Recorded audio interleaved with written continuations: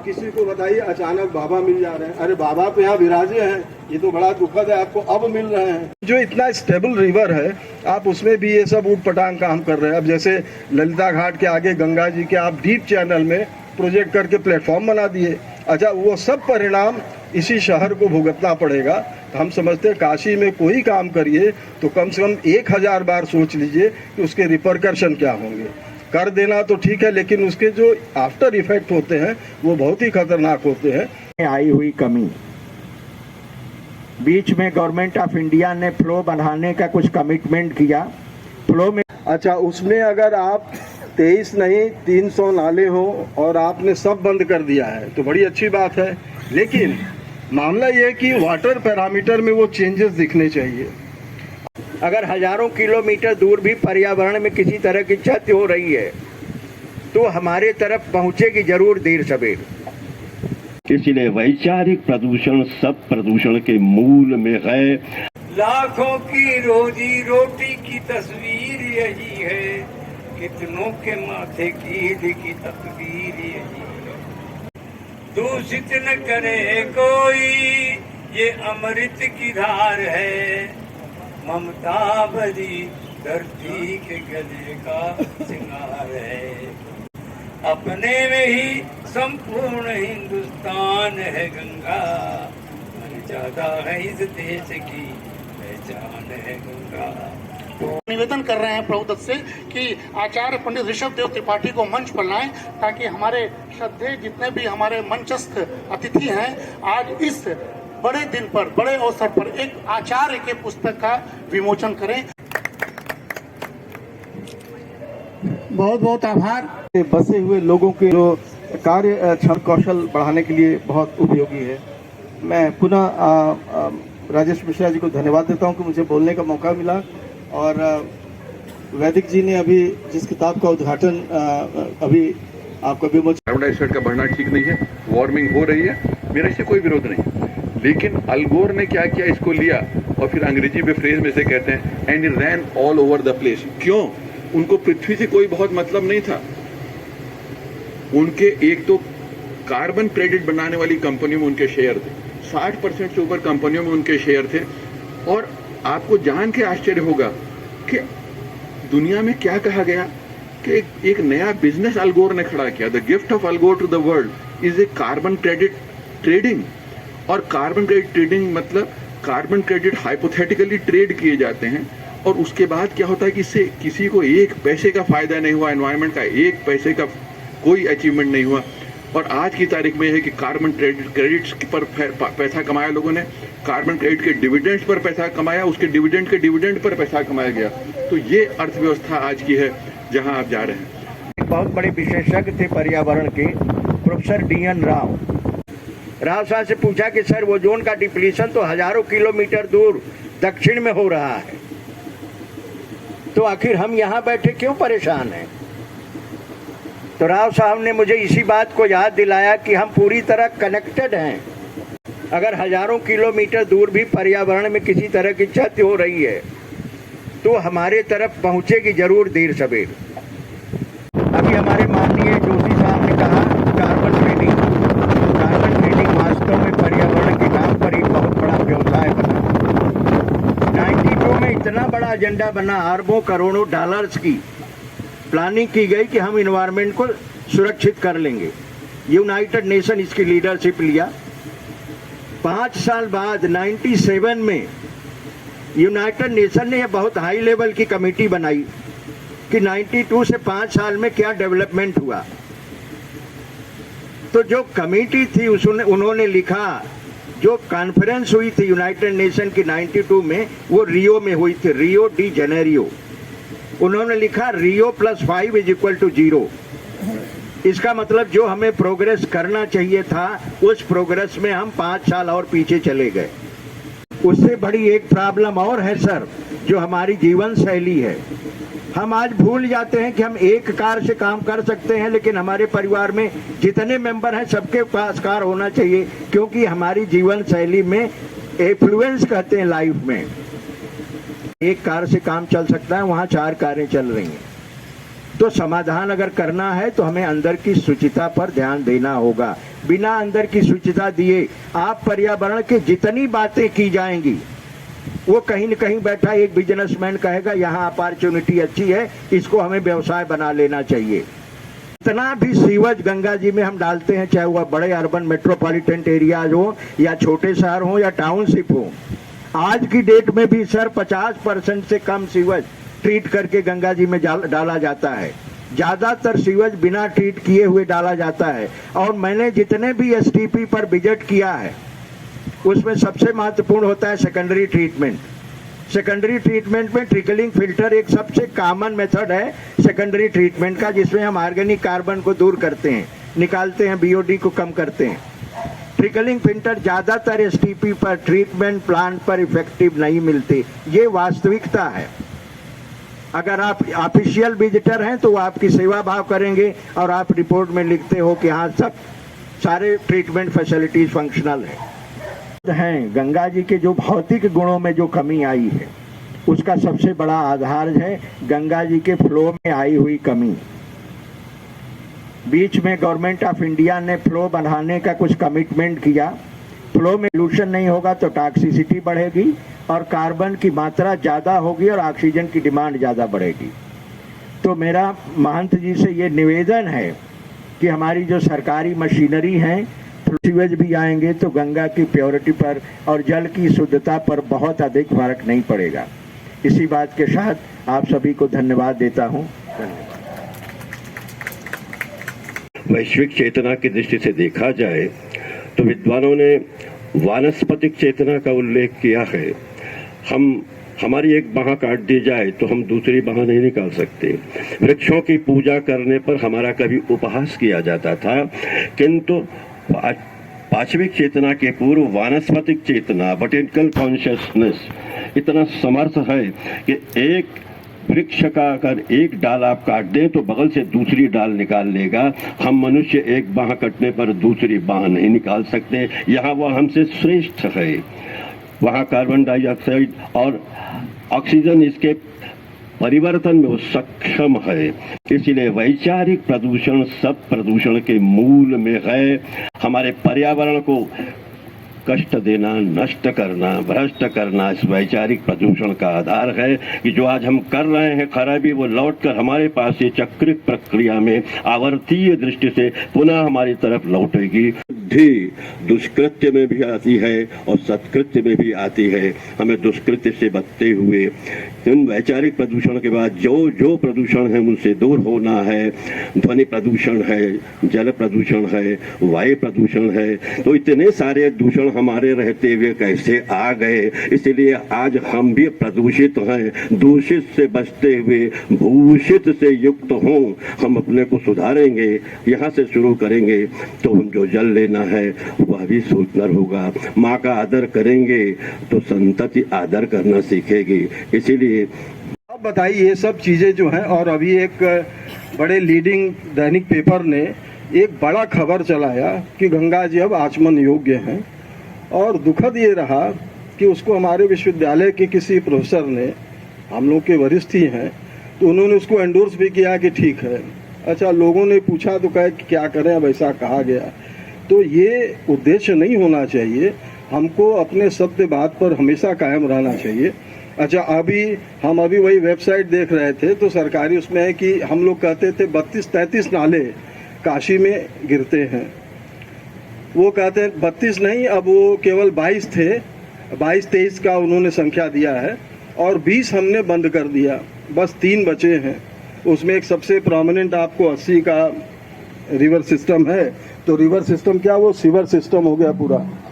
अब उसमें कहते हैं बहुत निकट में, जैसे पिछले मार्च में ये एकदम कमिट किया गया था, मार्च के बाद 80 नदी को अब नाला कहा जा रहा है। दुखद तो ये है 80 नाले से मलजल जाएगा नहीं गंगा जी में। तो हमको लगा कुछ जादू सीख के आए हैं लोग, क्योंकि वहाँ पे जो पंपिंग स्टेशन है उसकी कैपेसिटी ही है 50 MLD का। और आज से 12 साल पहले जब हम लोगों ने उसको फिजिकली मेजर किया था तो वो करीब 65 MLD के करीब उसका डिस्चार्ज रहा। और आज वो हमारे ख्याल से 75-80 के करीब पहुँच रहा होगा। तो अब आप बताइए 50 MLD का पंपिंग स्टेशन, 50 MLD का STP आप कहाँ से उसको ठीक कर दोगे, पूरा बंद कर लोगे? अच्छा, करने के बाद भी जो एक्सेस होगा वो गंगा जी में जाएगा। अब रही बात ट्रीटमेंट प्लांट की, तो इसमें कहीं भी हम लोगों ने टेस्ट भी किया है, फाउंडेशन में इसको बहुत बार इसका आकलन भी किया है, फीकल कोलिफॉर्म बैक्टीरिया रिमूव करने की उसकी कैपेबिलिटी है नहीं। तो जब आप वही नहीं हटा पाएंगे जो कि सारे वाटर बोर्न डिजीज के रूट कॉज है, तो आप एक तरह से पार्शियली ट्रीट कर रहे हो, फिर गंगा जी में आप छोड़ रहे हो। अच्छा, उसमें अगर आप 23 नहीं 300 नाले हो और आपने सब बंद कर दिया है तो बड़ी अच्छी बात है, लेकिन मामला ये है कि वाटर पैरामीटर में वो चेंजेस दिखने चाहिए। अभी एक लेटेस्ट डेटा हम लोगों ने अभी जो सैंपलिंग वगैरह किया था, तुलसी घाट पे जो फीकल कोलिफॉर्म काउंट है आज के तारीख में भी 50,000 पर 100 ml है। अब बताइए, अच्छा उसको वो कहते हैं कि क्लास बी रिवर का जो क्लासिफिकेशन है तो वो 500 के अंदर रहना चाहिए, वो 50,000 है। आप 80 ड्रेन पे चले जाइए, वहाँ पर जहाँ गंगा जी में मिलती है वहाँ पर करीब वो है 37 मिलियन, और वही वरुणा संगम पे चले जाइए तो वहाँ पर 68 मिलियन है। तो ये तो हाल है। अच्छा, ऑक्सीजन लेवल की जो बात है, तो अभी पूरे स्टेट में ऑक्सीजन तो अभी मेंटेन है, 5 से हर जगह ऊपर है, ये तो एक तो बढ़िया है। लेकिन जहाँ पे 80 नाला आके गंगा जी में मिलता है, जहाँ वरुणा संगम है, वहाँ पर ज़्यादातर ऑक्सीजन का जो लेवल है वो 1 मिलीग्राम पर लीटर है, जो कि जो निर्धारित वो है कि 5 से ऊपर हमेशा होना चाहिए। तो ये तो एक तरह से, और कभी कभी वरुणा संगम पे वो सेफ्टी कंडीशन होता है और ऑक्सीजन का कंटेंट 0 होता है। अच्छा, 2 साल तक हम लोगों ने पैंडेमिक में तमाशा देखा, भुगता भी उसको, कि ऑक्सीजन के कमी से आदमी कैसे जो है, मतलब जीवन से उनका सब संपर्क खत्म हो रहा था, कैसे लोग करा रहे थे, कैसे। तो आप क्या समझते हैं कि इनको भी हम लोग जीवित भगवती मानती हैं, ऑक्सीजन की कमी से वो भी कैसे तड़पड़ा रही होंगी, तो ये हम लोग सब देख रहे हैं।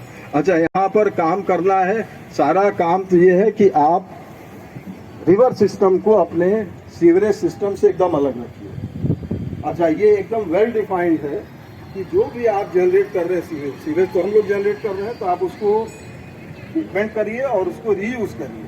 अच्छा, रीयूज करने का आपके पास अगर साधन है तो डाउन स्ट्रीम में आप गंगा जी में छोड़ दीजिए, तो कम से कम उतना गंगा जी को जल मिलेगा, गंगा जी अपना उसको प्रोसेस कर लीजिए। अच्छा, आप सैंपलिंग करते हैं तो आप कहाँ से करते हो वो भी चीज़ नहीं बताते। अभी उपाध्याय साहब से बात हो रही थी कि जो डेटाबेस ये लोग देते हैं कभी जगह बताते नहीं हैं। आप अक्रॉस द रिवर अगर आप सैंपलिंग करना शुरू करिए तो घाट से जो वेस्ट बैंक है 10 मीटर तक में सबसे हालत खराब है, और यही 10 मीटर का जो स्ट्रेच है जहाँ लोग स्नान करते हैं, जल पीते हैं और गंगा जी से इंटरेक्ट करते हैं, तो ये स्ट्रेच अगर आप, क्योंकि सारे वेस्ट बैंक से ही आपके नाले जो है डिस्चार्ज कर रहे हैं गंगा जी में। अच्छा, पहले एक सुखद ये था कि उस पार फीकल कंटेंट कभी दिखता नहीं था, अब विगत 2-3 वर्षों से देख रहे हैं उस पार भी अब वो 5-10 की संख्या में अब दिखना शुरू हो गया। और आगे आने वाले समय में जैसे आपका जो रामनगर का क्षेत्र जैसे जैसे डेवलप करेगा तो वो भी बढ़ेगा, तो अब आपका कुल मिला के मिड स्ट्रीम थोड़ा सुरक्षित रहेगा, और कब तक रहेगा वो ईश्वर जाने। तो हमारा ये है कि ये स्थितियाँ विकट न हो, ये इसको अभी से भी चैतन्य होके, और देखिए चाहते तो सब हैं, और जो एक क्लासिफिकेशन है point sources of pollution, non point sources of pollution, तो पॉइंट सोर्सेज ऑफ पॉल्यूशन जो है वो 85% कंट्रीब्यूट करता है, और 15% जो है वो हमारे हैबिट से रिलेटेड है, जो आप कारकसेस जो डालते हैं, सब डालते हैं। तो हम अगर अपने हैबिट को ठीक करें वो रातों रात तो ठीक नहीं होगा, तो उसके लिए कैंपेन होगा, अवेयरनेस होगा, लोगों को समझाना पड़ेगा। लेकिन जितना भी आप प्रयास करेंगे तो आप 15% में ऑपरेट करेंगे, तो 15% में हमारे पर्सनल प्रयास से तो कोई फर्क दिखेगा नहीं। जो मेजर कॉज है वो आज भी रॉ सीवेज का डिस्चार्ज है गंगा जी में, तो हम समझते हैं कि वो और बिना गवर्नमेंट के सपोर्ट के वो हो नहीं सकता है। हम केवल चाहते रहेंगे, हम लोग राय देते रहेंगे, तो 82 से हम लोग राय तो दे ही रहे हैं और हर अल्टरनेट चीज़ हम लोगों ने बताया है। तो हम समझते हैं कि काशी ये विद्वानों की नगरी है, हमसे अगर या हम लोगों के फाउंडेशन से अगर कुछ किसी को दिक्कत है तो आप और विद्वानों से लीजिए। कोई ऐसा थोड़ी नहीं कि योजना हम ही ने फॉर्मुलेट करके हमारा ही योजना होना, ऐसा नहीं है। लेकिन ये जरूर हम देखेंगे कि उससे कुछ अच्छा आप लाइए, हम लोग भी उसको एडमिट करेंगे। अब मेटाबॉलिक स्ट्रेन की बात की है तो वो हम कहते हैं कि सोशल स्ट्रेन की भी बात होनी चाहिए। कि ये शहर जो है इसने मतलब किसको नहीं अडॉप्ट किया, हर धर्म हर पंथ को ये अपनाया, तब आज ये शहर का ये स्थिति है।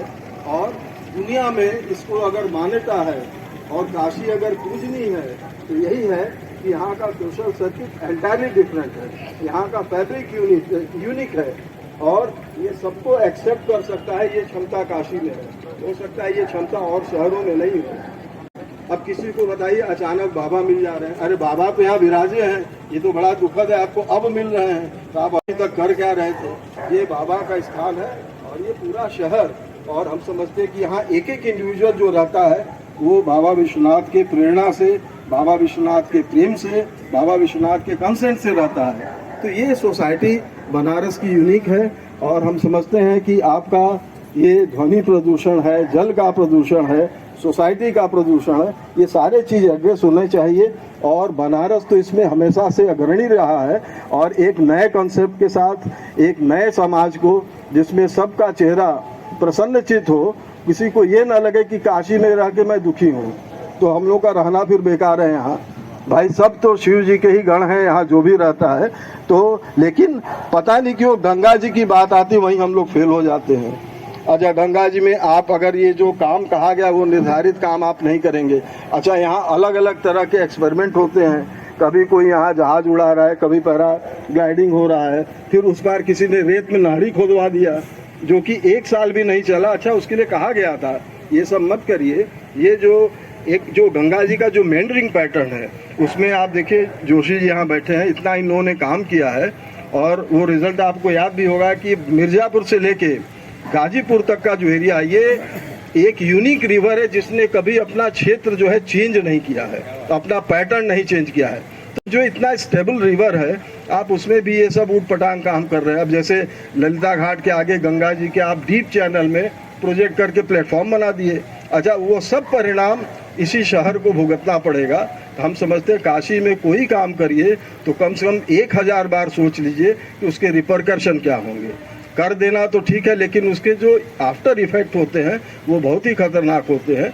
जैसे उस नहर की वजह से रेत में क्या चेंजेस हो रहे हैं, हम लोग तो 24 घंटा देखते हैं। अब देख रहे हैं यहाँ पर रेत का जो पहले एकदम स्लांटिंग वो फेस था, अब वो सीधे सीधे रेज हो रहा है। जब से नहर बना है तब से लेयर उसका मोटा हो गया। तो ये सब चेंजेस हो रहे हैं कहीं ना कहीं से। अब जैसे इस बार पानी जो गर्मी के समय घटता है वो भी करीब 2 फीट ऊपर है, तो हम खुश हुए कि गंगा जी का हो सकता है डिस्चार्ज ज़्यादा हो, लेकिन कारण वो नहीं है। कारण है कि चैनल में सिल्टिंग बढ़ रहा है। अब जो 12 मीटर का जो मतलब डेप्थ था वो कहीं ना कहीं से अब आपका 10 हो गया है, 2 मीटर करीब वो भर रहा है। तो अब अगर मान लीजिए चैनल अगर ये भरना शुरू हो गया है, ये भी एक बड़ा खतरनाक साइन है। तो हमको बनारस में कोई भी काम बहुत सोच समझ के करना चाहिए। और यहाँ पर मालवीय जी महाराज ने तो इतना बड़ा विश्वविद्यालय बना दिया और इंटेलेक्ट्स का वो तो वो खान है, और एक से एक लोग गंगा जी के लिए तो हर आदमी फ्री में सेवा। यहाँ गंगा जी से कोई व्यवसाय नहीं करने आता है, यहाँ तो हर आदमी उसके लिए एकदम तत्पर रहता है और आप जैसा आपको इनपुट चाहिए वो सब आपको मिलेगा। और हम समझते हैं कि यहाँ पर देखिए 3 ही कंपोनेंट है। एक तो ये स्पेस ऑफ काशी, काशी का क्षेत्र, भगवती गंगा, बाबा विश्वनाथ, और तीसरा हम कहेंगे यहाँ का सामाजिक ताना बाना। हम समझते हैं कि बाबा विश्वनाथ उसको बुरे नज़र से बचाए, ये शहर हमेशा चमकता रहे और गंगा जी की सेवा हो, और भविष्य में फिर जब हम लोग मिलें तो कुछ अच्छे संदेश के साथ मिलें। और गंगा जी तो हम लोग के जैसे हम लोग के लिए तो मीडियम ऑफ लाइफ है। हम लोग कभी कल्पना नहीं कर सकते हैं कि गंगा जी नहीं रहेंगे तो हम लोग क्या रहेंगे। तो कई लोगों के लिए हम ही ऐसे नहीं हैं। तो आज भी 50,000 लोग हैं जो नियमित गंगा में स्नान करते हैं, उनका सीधे सीधे गंगा जी से संपर्क है, और लगभग 40 करोड़ आबादी सीधा सीधा गंगा जी पे निर्भर है। तो गंगा जी कोई आपको इलेक्टोरल बेनिफिट दे या नहीं दे, लेकिन ये जरूर है कि आपके समाज को इंटैक्ट करके रखती हैं। और हम तो कहते हैं नेशनल इंटीग्रेशन में गंगा जी से बड़ा कोई मीडियम आपके पास नहीं है, और आपको दुनिया में वो सबसे ऊंचा स्थान वो भगवती गंगा के कारण मिलता है। धन्यवाद।